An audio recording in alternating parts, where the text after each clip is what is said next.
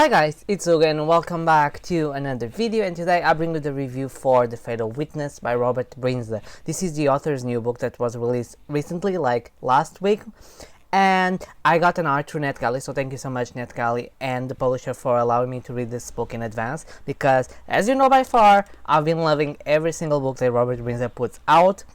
So I was very excited to pick this one, as is my next read in the Erica Forster series. In the same week he announced the fourth book on the Kate Marshall series for next year, so I will have a lot to read by him, but I'm excited to bring you my review for this. So Fatal Witness is the seventh book on the Erica Forster series. You can read them out of order, you just be missing some information about later or earlier books, like cases, some references, some parts of her personal life, but it's nothing that will impact you the story, because Robert Bryndza makes the way that you understand what's going on. He makes a little bit of small recaps so you understand what's going on with the dynamics with the characters and other things. So you can read it definitely without an order, but it's preferably to read in order. So Fatal Witness is about an experienced actress who has a podcast about true crime that appears killed in her home by her sister. She's in the neighborhood that Erica moved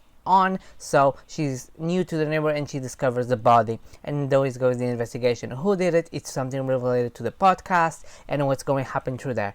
The book has a first twist, very interesting, that I really enjoy. I was not expecting it. I was like following the story and then boom, and I was like, what? And that changed the narrative of the book, and I was like, okay, this starts to be interesting.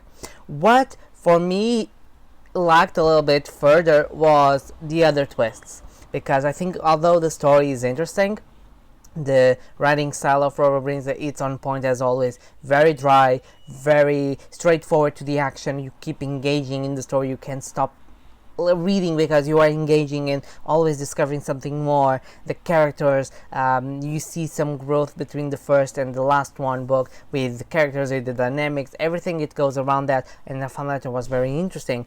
But I think the concept of the story, it's interesting in some point, but I think it is a little bit of less, I won't say creepy, but a little bit more warm, you know. After that first twist, things change and you start seeing that, and then you start discovering what's going on and what could happen, what it could be, and you get some red flags or some, false ideas of who the murderer is through the book, and I had my suspicions, and I got started to shooting here and there, so I could have my broad spectrum of, who could be the killer.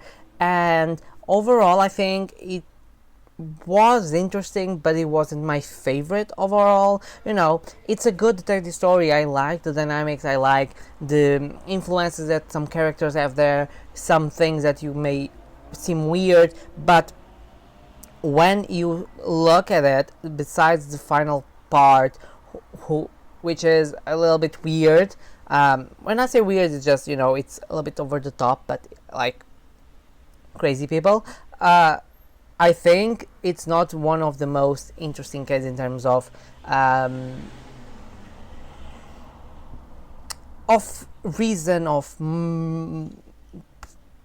how and the reasons. There's something here that it feel very much just like normal, and not so much as, for example, The Girl in the Ice was more a psychotic thing, or the Nine Elms with the cannibal.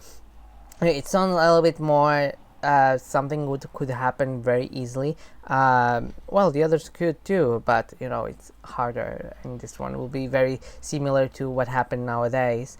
But I think the dynamic is there. I think the writing is on point as always. The first twist will catch you off guard, but then the rest will be just a little bit warmer. I think I wanted maybe something more. I was maybe expecting some more twist and turn, or something more twisted than just what happened. I don't know. I think I don't know. I think it's something with the expectations. Maybe something over, or something more dramatic, if I can say like that. Something more not authentic, but more, you know, weird in the sense, you understand what I mean, you know, over the edge, and it was a little bit plain and simple on that. So I'm not complaining. It's a very good book. I will recommend, if you read any of the Robert Bryndza books, pick Fatal Witness. Is amazing in all points, but it's not the most over the top or the one that may blow your mind. You know, it's a very good installment on the Erica Foster series. Definitely dealt a little bit more with her relationships. You know, there's some hints here changing for other books, but it's not the most interesting case, I'll say. So in all the cases, I think this is not one of the most interesting that I've read that Robert Bryndza created, but it's nevertheless a good one, and the first twist really caught me off guard, so you were very good on that one, on the first twist. So guys, this was my review for Fatal Witness by Robert Bryndza. Tell me in the comments if you like thrillers, if you like mysteries, what are your favorite mysteries, what authors do you recommend, if you pick any Robert Bryndza books, what were your thoughts. I would love to discuss with you in the comments below. I have affiliate links below to buy this book if you are interested. They don't have any charge for you, but it will help to support the channel. I also would like to ask you to subscribe, like and comment if you like this video, and share with your friends. And if you like this type of content, I make a single book reviews to all the books that I've read, so it's a way to see if you like my content, to subscribe, like, comment, and ring the notification bell. Okay, yeah, I have also a link for scribd. If you want to try scribd for 60 days for free, I have a link below. I post videos every Tuesdays, Thursdays, and Sundays, and I see you guys in my next video. Okay, bye.